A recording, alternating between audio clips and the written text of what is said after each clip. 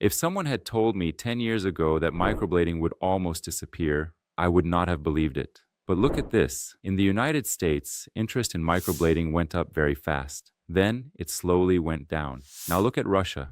The story is almost the same. First, everybody wanted it. Then fewer and fewer people did. Why? Because people started to understand what microblading really is. Most clients look at it and think, wow, those hair strokes look so thin and natural. But there is something most people don't know. Every one of those hair strokes starts with a blade. The blade makes a tiny cut in the skin.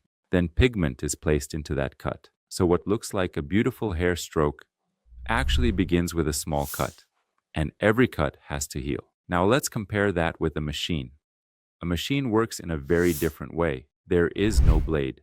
There are no long cuts. Instead, a very small needle places pigment into the skin with tiny, controlled movements. Yes, the skin is still affected. Every permanent makeup procedure affects the skin.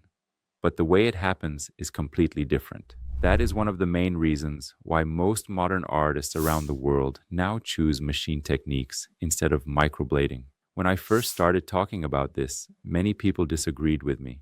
They said I was wrong.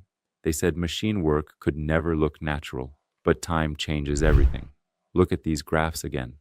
This is not just my opinion. It is the choice people are making. For me, the most important thing is not how eyebrows look 1 month after the procedure. What matters is how they will look 2 years later, 3 years later, even 5 years later. So if you are looking for a permanent makeup artist, don't ask, will the hair strokes look thin? Ask, how are those hair strokes made? Because 2 sets of eyebrows can look almost the same on day 1, but they can age in very different ways. And this is the biggest trap of microblading. Most people judge it by photos taken a few weeks after healing, but the real result only shows up years later.